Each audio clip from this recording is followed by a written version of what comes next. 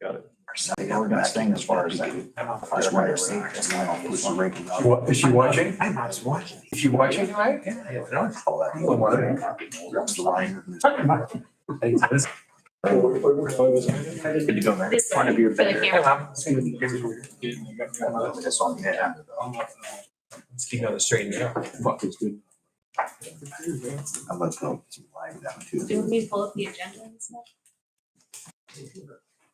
Go ahead and call the meeting order for the Board of Public Works and Safety, Monday, June 5th, 2023. Roll call, please. Member Hickman? Here. Member Martin? Here. Member Olson? Here. Request approval of the May 1st minutes. Move to first. Move and second the discussion. All those in favor signify by saying aye. Aye. Motion carried. Order of business, request approval of the stormwater management BMP facilities agreement with West Commons LLC for property located at 125 McKinley Street. Second. Move and second the discussion. All those in favor signify by saying aye. Aye. Opposed, nay. Motion carried. Request approval of agreement between owner and developer for construction contract between the city of Angola and TRG Construction LLC for stormwater infrastructure within the McKinley Street existing right of way per attachment. Second. Move and seconded discussion. All those in favor, excuse me, signify by saying aye. Aye. Opposed, nay. Motion carried. Sherry Carpenter of 228 Broadmoor Circle regarding drainage issues on property is back. Hello, Sherry. And if you would again, please give your name and address for the record. Sherry Carpenter, 228 Broadmoor Circle, Angola, Indiana. And Christy Lenish, a neighbor at 230 Broadmoor Circle.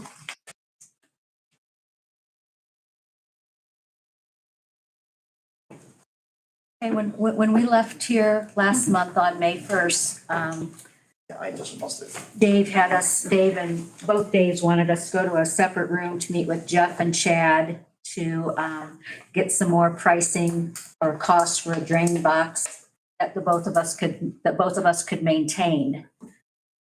And we never received anything after that initial meeting about any of that information. And Amanda came out to the property twice and she said that she had not talked to Jeff or Chad about the matter. So we have some concerns because that should have been followed up upon. And we also have some concerns about, Well, we just wondered, with the cost of the project overall, putting in the corrugated pipe versus the solid pipe, it just seems like perhaps maybe we should look at putting in the solid pipe, something that could be cleaned out in the future. Since most of the cost is labor, it would just seem like if we're gonna dig up so much of the property, both properties, that we would have it be a solid pipe that could be maintained over the long term, because a corrugated pipe, you can't clean it out. That was our main concern. And then the other concern we both had was just, they were gonna get some costs on getting the finished, like grass landscaping to more of a, I guess, not professional level, but more of a finished level, and what that would cost for us. because Amanda assured us that anything the city tears up, you guys put back down. But we just don't know if it's gonna be to our satisfaction. I mean, it's just, is topsoil gonna be brought in, seed, straw, all that, and then here you go, ladies, it's up to you to do the rest. I mean, basically, That's typically how we do Yeah. our projects, yes. right, so. And then we were told to bring our proposal to you tonight on what we could do, from the two of us. And it's basically a flat fee of $2,500 from each of us and the city paying the remainder along with putting the yards back to the status that we would like them to be in. And when we left here on May 1st, it was the understanding we were just going to go with Plan B. But then Amanda, like I said, came out and then she wrote a letter to the three of you as a board. And she recommended that if the city was going to do any of it, that would be A and B together, which is substantial, a lot more money. So that's, our proposal back to you guys. But How much more money was it? For A and B together is 10,250. So we'd be contributing half basically towards that, which Is that with corrugated or solid? That would be with corrugated pipe. What's the alternative if you look at the solid? Chad, do you know what that would be? I mean, I'm not, That's a significant price increase on pipe. and I understand the concern with the corrugated. The benefit of the corrugated is that it's perforated, so it can take in water along the entire length of the pipe, not Mhm. just at the two Yeah. structures. Yeah. So I would still be a proponent of the perforated corrugated pipe as we put in the estimate. And that's the A and B. There's pipe on both A and B. Okay. Yes, There's corrugated pipe on it. yes. Yeah, I think, given the amount of water back there, I think the corrugated. I understand what you're saying. I get that, but I think long term, you end up with a drier situation. Because it'll leach water in, so it actually drains the entire area and gets the water below the soil and moves it out of the way. And they can be cleaned, can't they? I've cleaned them before. It's more difficult. Yeah, You have to definitely be more cautious. yeah. But if we keep the catch basin, or if they keep, because they're doing it, if they keep the catch basin clean, it really shouldn't be an issue, should it? Yeah, so that's the point. We didn't get anything about the cash basin. That's what, I talked to them, both of them about, in general, if you keep leaves, grass clippings, dirt out of the catch basin, it shouldn't be an issue. Yeah, it's dirt that really builds up and it starts pushing in, it's the worst. But dirt's in leaves, Yeah. yeah, the leaves will get stuck down in there. I guess the bottom line is this is the best fixture because both the gentleman and Amanda and everybody said this is just a Band-Aid. This is not going to help all the water that we have back there. It's gonna make, yeah, we can't, I'm just saying, I have no idea what the difference is. we can't fix it all, but it's gonna be an improvement. I mean, it's, But even with taking. Amanda, is that a true statement? Yeah, oh, absolutely. But that, Amanda, is that even with taking the A part of it also? It would, anything would improve. If you want to get the most improvement and the city's going to participate, I would recommend A and B, Right, that's what you Which was put the in. 10, the 10,250. So we're splitting it with 50/50. that should take care of it. Or at least the best we can do without going in a lot more money. It should improve it. Yeah, Okay, that's it. I moved it. You guys got, We have who's the A and doing B it? and split it. Street department do it? Contractor, And then what was the time frame? You said not till fall? probably not. The contractor that quoted this is very busy. Right, sure. I haven't seen much rain the last couple of weeks, so. Okay. Yeah, it's fine now. It's about as dry as it's ever gonna be. Oh, yeah, it's Man, like it's miserably dry. walking on cardboard. They pay half, let's get this done, you know, I'm fine with it. You wanna make a motion? yeah, are you agreeing with us? And we pay half the cost. So just to be clear, they said $2,500 each, which would be That's 5,000, so we're gonna It's pay not quite half. 5250. Okay. I'm not good at that motion, go ahead, if you're already gonna do that. There's your motion, I'll second it. Okay, Okay, move the second and discussion. Can I make a comment? certainly. Sorry. I didn't know if I was past that. I would also recommend, just because it's happened, and I've talked to them as well, it's happened on other things that the money from the homeowners be paid to the city, which then we will turn around and pay the contractor. We've done it before where we've paid the contractor our portion and then left it up to the contractor and the homeowners to pay their portion, and the contractor's never gotten paid. So I'd like That's to, not right. So yeah, I'd like to we agree. keep the You're good contractors on with this? that. I mean, yes, I mean, We talked about this last time, and I just spaced what you said. We've got to find a way to prevent this from happening again. I mean, the developers are developing property. We approve it, and then they go and they build, dig basements typically is what it is, and we need to have some sort of post-building approval process. I know there's an occupancy thing, but we also need to make sure this is gonna keep coming up and up and up, and I'd like to kind of get out of this process of remediating things. Yeah, absolutely. So how do we go about doing that? So some things that we can do and things that we've already done on my end, new subdivisions. I require the developer to put infrastructure in the back of lots. So if something like this happens, they at least have someplace to connect into. I think we need better enforcement when homes are being built and inspected and enforcing that that's actually done. I think a better job of homeowners associations being actually developed and maintained will help. You know, that's That's a huge one right there. that's what, and we don't have one. you know, With, we have more problems. I'm on record, I hate those things, I hate those organizations.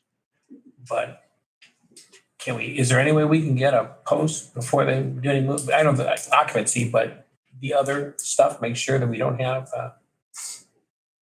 yeah, Jennifer and I. Some of the things, other places I've worked, we require, once the lot is graded, the infrastructure is in, we have as-built done, elevations for each lot. When the foundation is dug before they pour, they have to have like a during construction survey where they show us the elevation. to maintain the elevations that Yeah. they promised to. So we know they're not changing We've a lot. slowly been getting better and better and better over the years. I mean, we have had to put up hundreds of thousands of dollars before to fix things that we didn't adequately enforce before. See, I'm thinking of We're still, 10,000 here, 10,000 there is a lot better than we did one many years ago. It was over $1 million to fix from something that had been screwed up. And we've got a house down in Reddington Heights that is the lowest, their ground floor is the lowest area around. But all the streets, sidewalks, everything is higher than there. So we're doing better. We have been doing better. But if we get something, we need to keep working. As of now, we don't require that in the Okay. ordinance. maybe we can work on getting that or something. Amanda did point out, Amanda did point out in our neighborhood where she would have done things differently, but these houses were built in 2005. I mean, but she did point out like what would happen if she would have been here and things would have been different. I just think, we always use our own examples. My neighbor made his backyard flat, now I get all his water, and then it's supposed to go and turn and go down past Jerry's house. And so that water doesn't do that, so we just gotta find some way to. It won't flow uphill. I don't care how much you want it Okay, we're good? Yes. to. Vote. We got a motion. Yep. In the discussion period, you guys are discussing. We just discussed. Any further discussion? If not, all those in favor signify by saying aye. Aye. Opposed, nay. Motion carried. Thank you very much. Thank you so We much. appreciate it. Appreciate it. Thank Thank you. you. Thank you. Request approval to remove CPAT certification from full-time firefighter hiring process and return it to in-house physical ability testing. Move to approve. Second, but I have a question. Yeah, I got two of them. It wasn't that long ago, we went to the, Yeah, so. why are we going away from it? Well, because things have changed, because they used to offer the CPAT in Fort Wayne. They don't anymore. Everybody does their own in-house testing now. So like, in order to do CPAT, you either have to send your candidates to Indianapolis or to Valparaiso, and then there's a fee associated with it for the candidate. And for me personally, I've been through both. So I think that we just recently moved our physical agility test. It used to be kind of outdoors down at our training center. Now we moved everything inside and permanently affixed it inside there. And so we can run our people through there. And my big thing about the CPAT too is you get your certifications good for 1 year. Then after that, you're not held accountable for anything. We do it in-house. We have the guys do it several times a year and gals. So it's like, I think we can police it ourselves as long as we're consistent, which we will be consistent with it. That's my, Well, we had, and correct me if I'm wrong, but we had some people that would go ahead and do the CPAT certification in hopes to get hired by some department. Are we gonna have blanket classes where you maybe qualify more people than we're actually looking for candidates? Or are we just gonna do the candidates you're looking for, or? no, so what'll happen, like, well, we have a process that's about to open up, right? So we'll see how many applications we get, because if we do a lateral, then there are some things we don't have to do, right, in our testing process. But if it's a young individual who has all their current certifications, we'll run them through everything. And like for me, I want to look at my candidates, see who I have, take my top so many, and then we'll run them through, and everything will be consistent. We'll run them through all of our testing processes, and this will just be a part of it. So, yeah. What you want, I'm fine with it. Good, Dave. Sue, what was that? We went down to Auburn. That was the, using the Auburn Fire Department's training facility. Was that to hire, that was for hiring new? They use that facility for their physical ability testing. So we don't, so we're gonna use our own. We can use our own, yes. We've got the ability to do it. That was really cool. Sorry. Couldn't have this. Okay, thanks. Okay. Any further discussion? All those in favor signify by saying aye. Aye. Opposed, nay. Motion is carried. Request approval to lower the minimum age of part-time and full-time firefighter new hires to 18 years old. So moved. Second. Moved and seconded. Discussion? They just changed the law. Is that why we're doing this? So within our application process, it used to say 21 years of age, but there's no reason we have to restrict it to 21, right? So for me, I'm looking for the best candidates. I don't care if they're 18, 19, 21, 35, whatever. So I think the next thing you'll see here too is the state on the perf, they just moved the age up to, you have to be on before you turn the age of 40. So 39 is the top limit. So they increased that because of lack of people getting into the field anymore. So a lot of organizations throughout the state have been hiring 18-year-olds, 19-year-olds. So there's no reason we shouldn't open up our process to get the best candidate. And if they're 18 or 19, then so be it. They're going to have all the certifications, all the same testing. So anyway.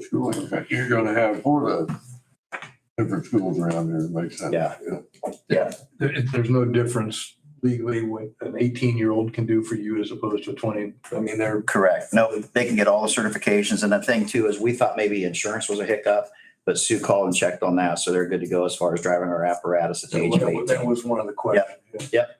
So it's already we're good. So when I'm envisioning the plan of you having the high school students in the fireman's academy or whatever you want to call that. Potentially some of those graduates could be potential hirees for us. Correct. So our hope is, this is going to be an avenue to get some of those students who come out of the high school program, maybe into our fire service, either here locally or really, anywhere in the local region, because they'll be of 18 years of age. They'll have all the needed certifications. They'll have their EMR, hazmat, fire 1, fire 2, and then that makes them employable. And then this would just open the door for us to bring them into our organization should we have openings or grow in the future. So, yeah. Good.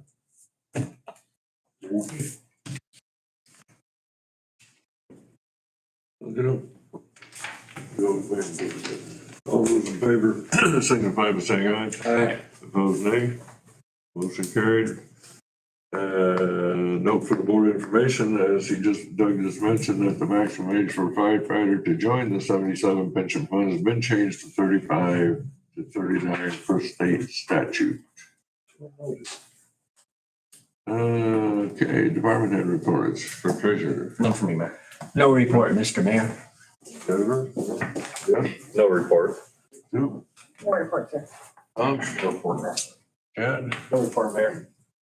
Chief? I was going to pass on that we had one of our retired firefighters. He was one of the volunteers here who passed away yesterday. Dan Cope, right? Yeah, his first name's Dan Cope. So he passed away, so his funeral will be Thursday, so. Amanda. Hey, no? No report. Tommy, Spidell passed away, he used to be our building Oh, commissioner. really? So, Megan's visitation is Thursday. In Auburn. Couple of years after his wife. He fell in the park. Mayor Sullivan will walk many a street checking the sidewalks. Did a good job. Yes, he did. Yep. He was a good Pleasant Township trustee also. That's right, that's For a number of right. years. Worked for NIPSCO or the gas company, I'm sorry, the gas company for quite a while. A good citizen. But he was a very good. Yes, he was. Okay. Is there any other business? If not, next meeting is Wednesday, July the 5th, right after 4th of July. Right. Meeting is adjourned. Thank you.